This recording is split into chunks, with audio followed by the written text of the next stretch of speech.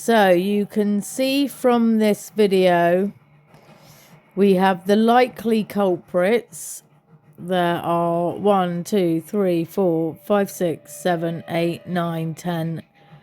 There's around about 11 or 12. Some of them are hiding in the mist. Now, where the big tree is, I've done from the tree downwards. My saw stopped working. All of this is really heavy bush and forage anyway. So there's certain bush that I'm just not going to touch. I'll try and do some of the tops of it. But in general, I'm going to try and keep it all down because it's great for them to forage in. So what this video tells you is that the work that I have implemented today and the cuts and grazes that I have got have helped combat that situation where they are able, and they went to their regular spot. They did go to their regular spot of where they normally try and get out. There's been a few areas over the years where they try and get out. So it's the big tree opposite this tree on the other side.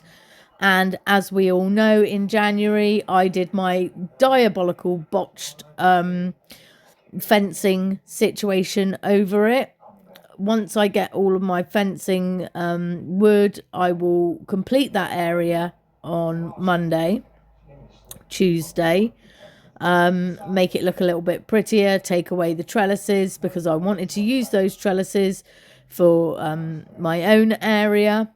And then I'm going to be building a gazebo area that's a safe foot space to do foot trimming, to trim the horses' feet.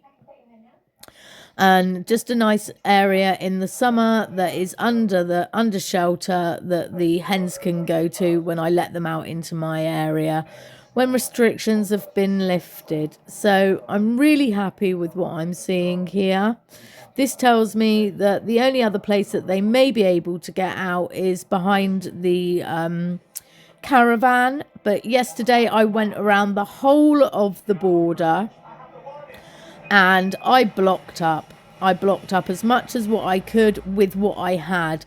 So yes, there's bits of old gazebo in there, the metal pipes and things like that. I've used baler twine, I've used parts of old benches, anything I could, even ladders, to stop them from getting into any areas that have sparse bush. So goats being goats, they would want to get out. They would want to go and continue their daily routine.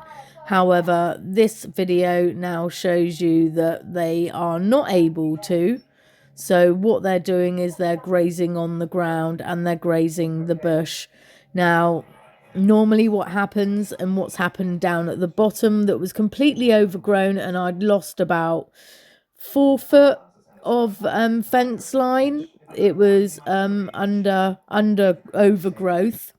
Couldn't see any of the fence line. Now, from where the goats are down all the way rest of my field, you can see fence line. Okay, so that tells me that any bushes is not actually on my land. The only bushes is up here, up to the top bit here, that is on my land, and I let my goats graze on that. If I did not let my goats graze on that, then they would not have an abundance of forage and they would want to go and seek elsewhere. But because they have that, and they're curious anyway, so they can now work on this area this year. I'm going to probably be putting some extra seeds down, thistle seeds, things like that. And normally as the year goes on, we get quite a lot of nettle growth, which I love. It's really good for laminitis. And just grabbing any forage that my landlord gives me, which is fantastic. So I'm just wondering, that's baby noodles there in the left hand corner. So that's 1, 2, 3, 4, 5, 6, 7, 8, 9, 10. It's 11. Pretty much all there. Got 12 goats. Pretty much all there. So they've given up.